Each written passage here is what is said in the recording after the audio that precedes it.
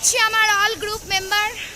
আমরা 13 জন এসেছি, 13 জন। জয় দীঘা বলে না, জয় দীঘা, জয় দীঘা। ভাই ট্রিপে কদিনের জন্য এসেছে জানি না, বাট লাগেজ দেখে তো মনে হচ্ছে 12 দিনের জন্য থাকতে আইছি এখানে। আমাদের ট্রলি এসছে ভাই 3 থেকে 4 খানা, ব্যাগ এসছে ভাই পুরো 13 খানা। ভাই আমরা দীঘা সফরে এসছি না দার্জিলিং বেড়াতে এসছি সেটাই বুঝে উঠতে পারতেছি না। সারাদিন বাড়িতে তো মুড ফ্রেশ করি। ওয়েলকাম টু দীঘা, মিষ্টি মো ব্লগসের আরো একটা নিউ ব্লগে তোমাদের সবাইকে জানাই সুস্বাগতম। শুরু করছি দীঘা সিরিজের সেকেন্ড পার্ট। তোমরা তো আগের ব্লগে দেখেই নিয়েছো আমরা পৌঁছে গেছি দীঘা, আর এইবার দীঘা স্টেশনে নেমে আমাদের মেন টার্গেট হচ্ছে হোটেল খোঁজা। যেহেতু আমরা হোটেল বুক করে আসিনি, তাই আমরা ওল্ড দীঘায় পৌঁছে সেখান থেকে হোটেল বুকিং করব। তো কোন হোটেলে উঠছি, সেই হোটেলের রুম বাজেট কত, আর সেখান থেকে সি বিচের ডিস্টেন্স কতটা, সবটাই তোমাদেরকে এই ব্লগের মাধ্যমে আমি শেয়ার করব। তো চলো আর না বকে ভাট, ব্লগটা করি স্টার্ট।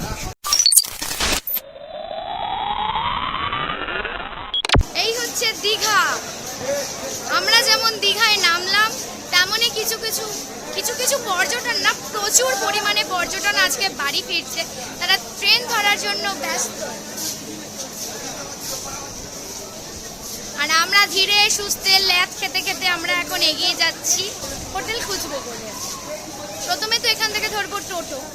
তো চলো দেখে নিই টোটো ভাড়া কত করে পড়ছে এখানে। প্রচুর পর্যটন, প্রচুর। জগন্নাথ মন্দিরের পপুলেশন হওয়ার পর থেকে এখানে প্রচুর পর্যটন। দেখো এই হচ্ছে সেই দীঘার পপুলার জগন্নাথ ধাম। এটাও কোনো একটা সিরিজে আসবে। দীঘায় এসি আর জগন্নাথ ধাম ঘুরবো না, এটা কি কখনো হয় বলো? কোন সিরিজে আসবে আমি জানি না জগন্নাথ দেবের মন্দির, বাট কোনো একটা সিরিজে তো আমি দেখেই দেবো এবার জগন্নাথ দেবের মন্দিরের ফুল ব্লগটা। এখন তো দেখতেই পাচ্ছ দীঘা স্টেশনে প্রচুর ভিড়, আর ফাইনালি 185 কিলোমিটার পথ অতিক্রম করে চলেই আসলাম। এই যে দেখো ঘড়ির কাঁটায় বাজে 2:09। আমাদের দীঘায় আসার কথা ছিল 10:05, সেখানে আমরা এসে পৌঁছাচ্ছি 2:09। এই হচ্ছে আমার অল গ্রুপ মেম্বার। আমরা 13 জন এসছি, 13 জন।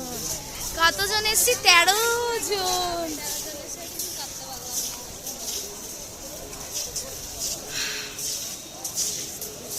এই আমরা বেরোচ্ছি এখন। আমরা এখন বেরিয়ে এসছি দীঘা স্টেশনের বাইরে।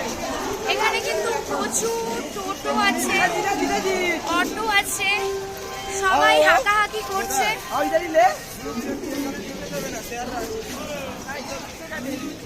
সব টোটো অটো নিয়ে এই যে দেখতেই পাচ্ছ সব হাঁকাহাঁকি করছে। তোমরা প্লিজ একটুখানি বুঝে শুনে টোটো রিজার্ভ করো, ঠিক আছে? একটু বুঝে শুনে ভেবে চিনতে দরদাম করে তোমরা টোটো রিজার্ভ করবে। এই যে দেখতেই পাচ্ছ এখানে প্রচুর টোটো পেয়ে যাবে তোমরা নিউ দীঘা ওল্ড দীঘা যাওয়ার জন্য। টোটো হচ্ছে নিউ দীঘা 10 টাকা করে বলছে, এবার ওল্ড দীঘার কত বাজেট সেটাই আমি তোমাদেরকে দেখাবো। এখানে প্রচুর টোটো আছে, এবার দেখি আমাদের কোন টোটোটা রিজার্ভ করে। এখান থেকে ওল্ড দীঘা টোটো অনেক দাম বলছে, ভেতর থেকে একটুখানি বুঝে শুনে ভেবে চিনতে তোমরা প্লিজ টোটোটা রিজার্ভ করো, ঠিক আছে? এই যে আমরা সবাই এখানে রয়েছি। কেমন এক্সাইটেড লাগছে? একটু জয় দীঘা বলে না, জয় দীঘা, জয় দীঘা। চলো এবার টার্গেট হচ্ছে ওল্ড দীঘায় যাওয়া, তারপর সেখান থেকে আমাদের হোটেল খোঁজা। আগে এখানে তো বাজেট মানে বার্গেনিং হয়ে যাচ্ছে। কালো হয়ে গেছে, দীঘা এসে আরো কালো হয়ে যাবে। রাইট। এ ভাই সানস্ক্রিন এনেছিস? না, সারাদিন বাড়িতে তো মুড ফ্রেশ করি। A few moments later. তো গাইস আমরা ওল্ড দীঘার জন্য টোটো নিয়ে নিয়েছি।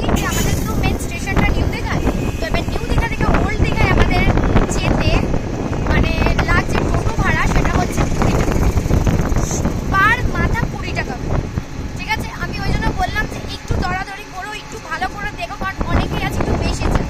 ঠিকঠাক মতন বাজেট পেলে 20 টাকা। আমি আগের বারও যখন এসেছিলাম মন্দির ওপেনিং এর আগে তখনও 20 টাকাতেই গেছিলাম, আর এইবার আমি যখন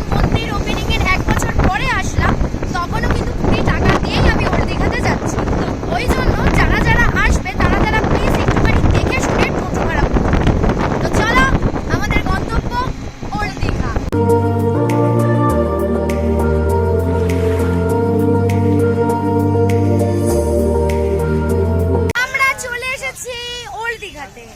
আর এইবার এরা সবাই যাচ্ছে হোটেল খুঁজতে, দেখা যাক কখন হোটেল খুঁজে আসে। ঘড়ির কাঁটায় অলরেডি কিন্তু 2:30 বেজে গেছে। কালকে আমরা বাড়ির থেকে বেরিয়েছিলাম রাত্রি 8:30, দীঘায় এসে পৌঁছালাম হচ্ছে বেলা 2টোর সময়, 2টো না 2:05 সামহাও, তোমরা তো দেখলেই। তো এবার আমাদের নেক্সট টার্গেট হোটেল খোঁজা। এবার এরা যাচ্ছে হোটেল খুঁজতে, এরা হোটেল খুঁজে টুজে আসুক, তারপর আমি তোমাদেরকে সেই হোটেলটা দেখাচ্ছি, ঠিক আছে? জাস্ট ওয়েট করো। 2000 years later. চলো, ফাইনালি 2 থেকে 3 ঘন্টা পর একটা হোটেল পাওয়া গেছে। তাও এই মদনাগুলোর নাম বলতে পারছে না, নিজের চোখে গিয়ে দেখি সি বিচ থেকে হোটেলটা কত দূর আর হোটেলের নাম কি, সমস্ত এই ইনফরমেশন আমি এই ব্লগের মধ্যে দিয়ে তোমাদের কাছে শেয়ার করব। তোমরা প্লিজ দেখো। আমার তো হালত খারাপ হয়ে গেছে, আর আমি পারতেছি না, কি করব আমি সেটাও জানি না। দেখা যাক, চলো এরা কোথায় নিয়ে যাচ্ছে সেখানে যাই। এই হোটেলের নামটা কি সেটাও দেখি। 2:05 না 10 এখানে নামলাম, আর এদের হোটেল খুঁজে মানে খুঁজতে খুঁজতে টাইম লেগে গেল 4:30। মাই গড, কতক্ষণ এইরকম ভাবে অভুক্ত প্রাণীদের মতন দাঁড়িয়ে রয়েছি রাস্তায়, তার হয়তো ঠিক নেই। চলো এবার তোমাদেরকে হোটেলটা দেখাই। আমি তো নিজেই চিনি না, তোমাদেরকে কিভাবে দেখাবো। এদের নিশানায় যাই, দেখি সি বিচ থেকে হোটেলটা কত দূর আছে আর হোটেলের নামটা কি। এই যে দেখতে পাচ্ছ আমরা সব লাগেজ নিয়ে ঢুকছি। ভাই ট্রিপে কদিনের জন্য এসছে জানি না, বাট লাগেজ দেখে তো মনে হচ্ছে 12 দিনের জন্য থাকতে আইসি এখানে। আমাদের ট্রলি এসছে ভাই 3 থেকে 4 খানা, ব্যাগ এসছে ভাই পুরো 13 খানা। ভাই আমরা দীঘা সফরে এসছি না দার্জিলিং বেড়াতে এসছি সেটাই বুঝে উঠতে পারতেছি না। আমরা আসলাম, আর এই হচ্ছে আমাদের এন্ট্রি পথ। আমাদের হোটেলের নাম হচ্ছে মুনলাইট ইন। এই হচ্ছে আমাদের হোটেল মুনলাইট ইন। হ্যাঁ বল মুনলাইট। চলো পাহাড় আমাদের ঘর দেখাবে। এই হচ্ছে করিডোর। চলো আমাদের 2টো রুম তোমাদের পরপর দেখাই দিই।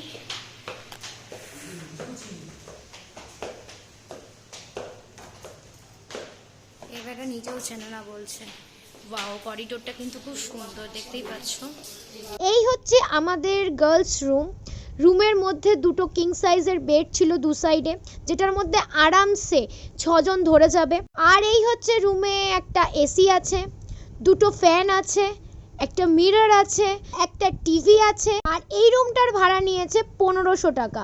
এবার চলো ওয়াশরুমটা দেখিয়ে দিই। ওয়াশরুমটাও ভীষণ নিট অ্যান্ড ক্লিন, চকাচক। কারণ বাথরুমটা আবার নিট অ্যান্ড ক্লিন চকাচক না থাকলে আমার পোষায় না। বাথরুমটা দেখে আমি সত্যি প্রেমে পড়ে গেছি, এত পরিষ্কার। গার্লস রুম তো তোমাদের আমি দেখিয়ে দিলাম গাইস। এবার চলো আমি তোমাদের বয়েজ রুম দেখাই। আর আমরা কিন্তু একদম সি বিচের সামনে হোটেলে উঠেছি। হোটেলের নাম হচ্ছে মুনলাইট ইন। আমি সমস্ত কিছু ইনফরমেশন দিয়ে দেবো। এই হচ্ছে মুনলাইট ইন হোটেলের পথ নির্দেশিকা। দীঘা স্টেশনে নেমে যে কোনো টোটো কাকুকে বললে তারা তোমাদেরকে নামিয়ে দেবে ওল্ড দীঘা। তারপর এই পথ নির্দেশিকাটা ফলো করলে তোমরা পৌঁছে যাবে সোজা মুনলাইট ইন হোটেলের সামনে। নাম্বার দিয়ে দেবো স্ক্রিনে। তোমরা পারলে যদি তোমাদের ভালো লেগে থাকে এই হোটেলটা, তাহলে তোমরা কিন্তু যোগাযোগ করে নিতে পারো। যদি তোমরা দীঘা আসতে চাও আর এত সুন্দর একটা রুমে থাকতে চাও, তাহলে অবশ্যই মুনলাইট ইনে কন্ট্যাক্ট করে নেবে। কন্ট্যাক্ট নাম্বার আমি দিয়ে দিচ্ছি। তো চলো এবার আমি তোমাদেরকে বয়েজ রুমটা ভিজিট করে দেখাই। এই হচ্ছে আমাদের রুম, মানে এটা হচ্ছে বয়েজ রুম গাইস। দেখতেই পাচ্ছ এসি আছে, টিভি আছে, ফ্যান আছে, লাইট আছে, আর একটা কিং সাইজের বেড আছে, একটা বড় সাইজের মিরর আছে। দেখতেই পাচ্ছ খুব সুন্দর দেখাচ্ছে মিররটা। আচ্ছা এই হচ্ছে ওয়াশরুম, এই যে ওয়েস্টার্ন স্টাইলে কোমোড আছে, এখানে একটা বেসিন আছে, এখানেও একটা মিরর আছে, ঠিক আছে। আর মোটামুটি 6 মধ্যে ওয়াশরুমটা খুব সুন্দর, খুব সুন্দর ওয়াশরুমটা। নিট অ্যান্ড ক্লিন থাকাটাই সব থেকে বেশি জরুরি। আর এই যে এখানে একটা শাওয়ারও আছে। এইটা তোমাদেরকে আমি বয়েজ রুম দেখিয়ে দিলাম। বয়েজ রুমের ভাড়া নিয়েছে 1500 টাকা। এখানে কিন্তু সব ফেসিলিটি রয়েছে, দুটো ফ্যান রয়েছে, এসি রয়েছে, টিভি রয়েছে, একটা কিং সাইজের বেডও রয়েছে, তোমরা দেখে নিলে। আর আমাদের রুমও তো দেখা কমপ্লিট। তো চলো আমি আমার বাজেট ব্লগটা এখানেই এন্ড করছি। যদি আমার ভিডিওটা ভালো লেগে থাকে তাহলে অবশ্যই লাইক, শেয়ার, কমেন্ট করে দিও। আর যদি চ্যানেলে নতুন হয়ে থাকো তাহলে অবশ্যই সাবস্ক্রাইব করে দিয়ে পাশে থাকা বেল আইকনটায় ক্লিক করে দিও। আমার খুব ভালো লাগবে, যেহেতু এই ব্লগটা পুরোটাই তোমাদের জন্য। আর নিচের স্ক্রিনে আমি এই হোটেলের ফোন নাম্বারটা দিয়ে দেবো, তোমরা সেখান থেকে কন্ট্যাক্ট করে নিও তোমাদের যদি রুমটা ভালো লেগে থাকে। তো চলো আজকের ব্লগটা এখানেই শেষ করছি। টাটা।